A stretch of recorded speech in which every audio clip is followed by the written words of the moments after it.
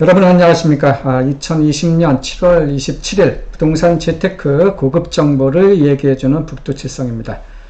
오늘 유튜브는 쉬운 8번째 시간으로서 혼돈의 주택시장 어쩌란 말이냐 라는 내용으로 한번 말씀드려 보겠습니다.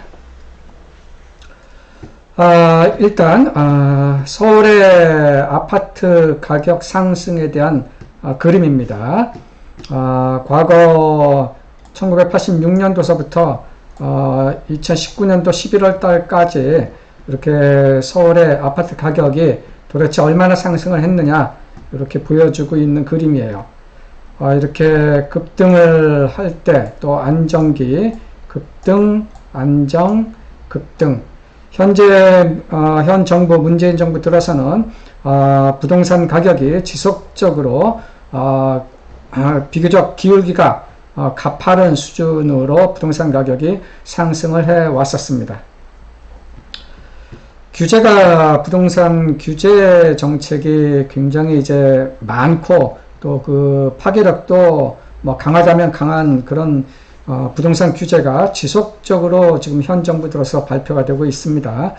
일단은 8.2 대책이라든가 17년도 8.2 대책, 18년도에 9.13 대책, 또 19년도에 10월 1일 대책, 19년도에 11월 6일 대책, 굉장히 많은데 이런 것 하나하나 다 말씀드리기는 곤란하고요. 일단 가장 최근에 부동산과 관련된 규제 한 2가지 정도를 말씀 한번 드려보면, 올해 6월 17일 날 관계부처 합동으로 주택시장 안정화 관리 방안이라는 것을 이제 발표했었죠. 핵심적인 내용이라고 하면은 수도권 또 대전, 청주 등까지 추가적으로 조정 대상 지역이라든가 투기과열 지구로 지정을 했다.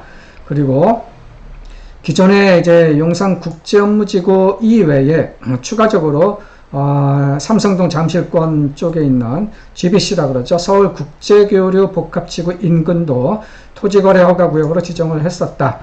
또 갭 투자 차단을 위해서 주택담보대출에 대한 실수요 요건 및 전세자금 대출 규제도 강화하겠다.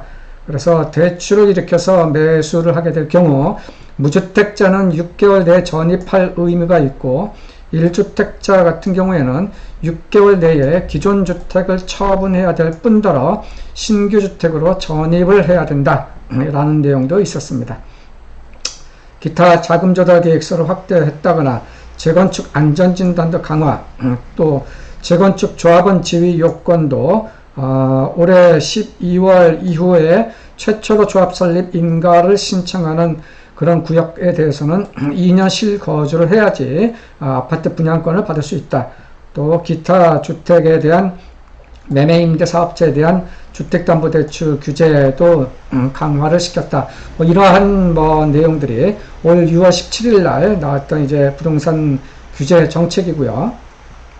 하나 또 살펴보면은 얼마 전입니다. 7월 10날 주택시장 안정 보완 대책이라는 것을 또 발표했는데, 첫 번째는 이제 종부세 중과세율 인상, 그래서 3주택 이상 및 조정 대상 지역의 2주택자 같은 경우에는 종부세율이 기존에 이제 0.6에서 3.2%까지였었던 것을 1.2에서 6.0%까지로 종부세율을 인상하고, 다주택을 가진 법인 같은 경우에도 종부세를 최고세율 6%를 적용을 하겠다. 이런 내용이 있었고, 양도세 인상 같은 경우에도 또 발표를 했죠.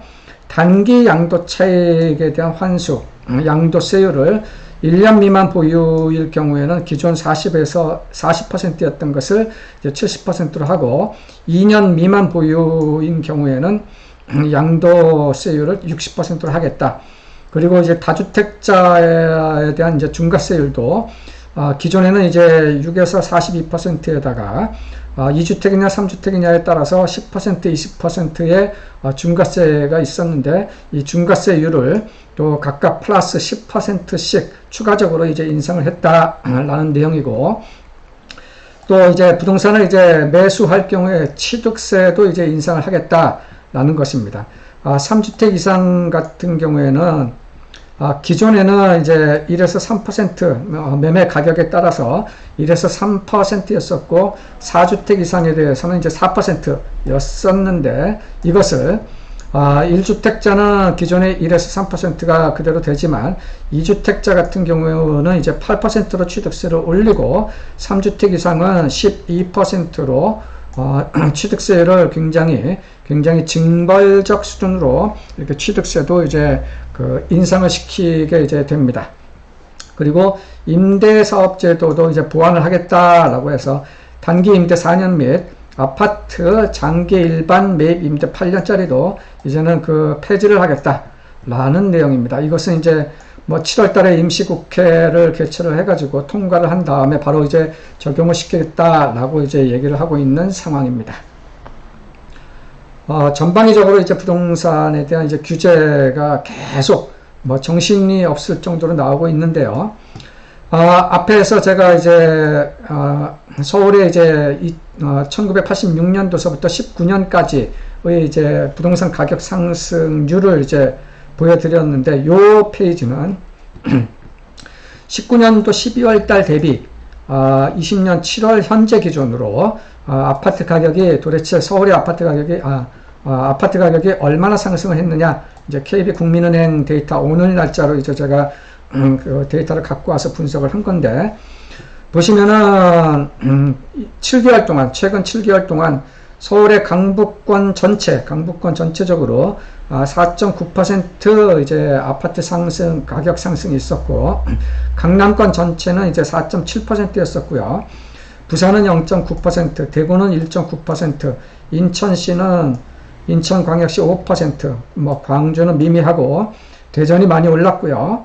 또 울산도 이 정도고, 주목할 것은 이제 세종시 같은 경우가 작년 12월 대비 올해 현재까지 14%를 초과하는 수준으로 굉장히 이제 아파트 가격이 이제 상승을 많이 했습니다. 경기도는 이제 전체적으로 이제 한 6% 내외.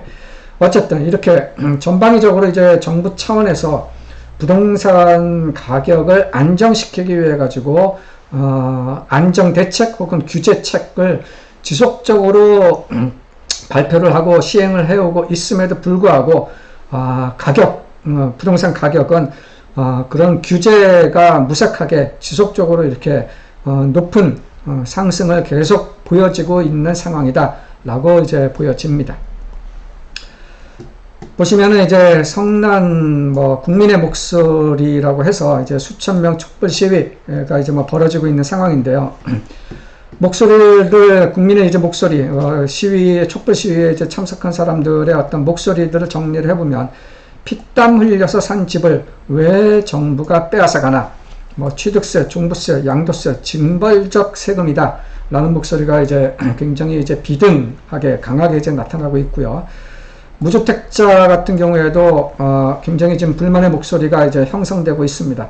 혹은 이제 열심히 사회 첫 발을 디디면서 이제 열심히 노력을 해가지고 이제 잘 먹고 잘 살아보겠다라고 하는 2030 세대까지도 불안해서 도저히 못 참겠다 하면서 패닉 바잉 부동산, 굉장히 이제 패닉 상태에 빠져가지고 온갖 수단을 통해 가지고 부동산 투자를 이제 막 해야 되겠다라고 이제 막 그런 모습도 굉장히 많이 지금 보여지고 있고요.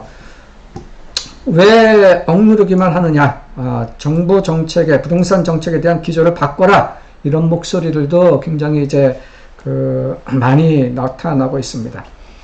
관련돼 가지고 이제 백가쟁명식 부동산에 대한 제가 입담들 이런 표현을 써봤는데, 보시면은 첫 번째 국토부 같은 경우가 날짜 같은 것은 제가 명기를 굳이 하지 않았습니다. 최근의 일들이기 때문에요.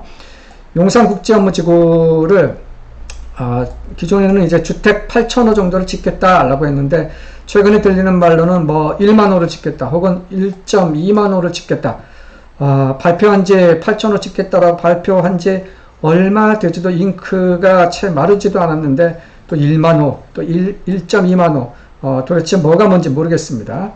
또 국토부에서는 또 최근에는 수도권, 경기 서울에 있는 그 그린벨트를 풀어서 주택을 공급을 해서 가격을 안정화시키겠다라고 하는데 지자체인 서울시하고의 불협화음, 지금 그래서 그린벨트 얘기는 또 잠잠해지는 상황이지만 어쨌든 국토부 차원에서는 이런 그린벨트를 풀도록 하겠다, 이런 얘기도 많이 또 언론에 회자가 됐었죠.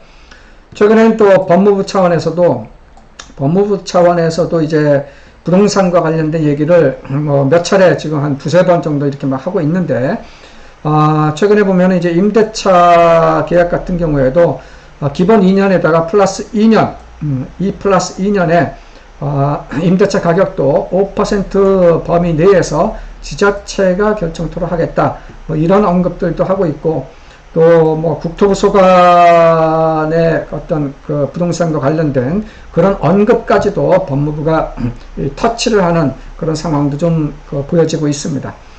또 정부 여당의 당 대표는 그 아파트 몇 평이 얼마로 대변되는 서울이다. 그래서 서울은 천박한 도시다. 이게 좀 입에 담아서는 안 될 서울 시민을 이게 어떤 특정 좀 이상한 식으로 좀 몰고 가는 그런, 물론 이제 본인은 이제 그런 취지가 아니었다라고 하지만 어쨌든 이러한 그 단어 자체가 좀 여당의 대표로서 쓸 말이 아님에도 불구하고 이런 표현도 막 나타나고 있고요. 또 여당에서는 최근에는 이제 수도를 서울이 아니라 아예 세종시로 천도하자 해가지고 이런 것을 또 적극적으로 그 대선 이전에 다 이렇게 할 수 있다, 이렇게 한번 해보도록 하겠다, 이렇게 갑자기 뜬금포라고 얘기하나요? 뜬금없이 또 이런 것을 또 이 언론 플레이가 많이 되는 모습도 보여지고 있고, 또 여당의 중진 같은 경우에는 거기가 노원구죠. 육군사관학교하고 같이 맞물려져 있는 태릉 골프장, 길 건너편은 이제 그 태릉도 있고 그러죠. 그 태릉 골프장에 100% 공공 임대주택 시범 사업을 해서 1만 3천 가구 정도를 이렇게 짓게 되면은 부동산 가격 안정화에 도움이 되지 않겠느냐. 여지껏 조용하고 태릉 골프장과 관련돼서는 그동안에 언론 플레이가 된 적은 거의 없었는데, 이것도 갑작스럽게 태릉 골프장에다가도 이렇게 짓자, 교통 대책이라든가 주민 의견 같은 거는 취합되는 것도 없이 그냥 갑자기 툭툭 튀어나오는 그런 모습으로 보여집니다. 또 최근에는 또 서울시가 역세권 주거지역 용적률을 상향시켜가지고 상향시키는 용적률의 반은 임대주택으로 짓는다라고 해가지고 전체적으로 그렇게 돼서 그 주택수 증가가 좀 될 수 있지 않겠느냐, 혹은 반대로 또 한편으로는 재건축에 대한 용적률도 좀 이제 올려주자 하면서 은마아파트라든가 잠실 주공아파트 압구정동 이런 데도 터치를 하면서 정신이 없습니다. 정신이 없이 그냥 툭툭툭 백가쟁명식으로 그냥 그 구체적인 검토 그런 것 없이 나오는 얘기들이 굉장히 많습니다. 그 북두칠성 의견 간단하게 워낙 복잡해가지고 이런 의견을 내는 것조차가 저도 좀 헷갈리는데요. 일단 서민경제, 국가경제의 중요한 축 중의 하나라고 하는 부동산 시장이 요즘 보면 완전히 누더기가 되어버리는 모습입니다.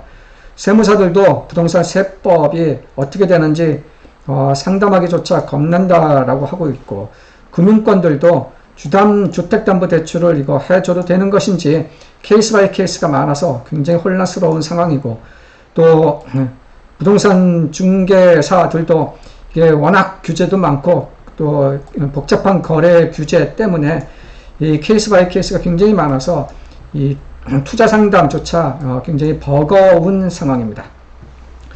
부동산에 대한 정권의 어떤 이 철학이 있기 때문에 드라마틱한 부동산 정책 기조가 변화될 거라고는 쉽게 생각하기는 좀 어려운 것 같은데요.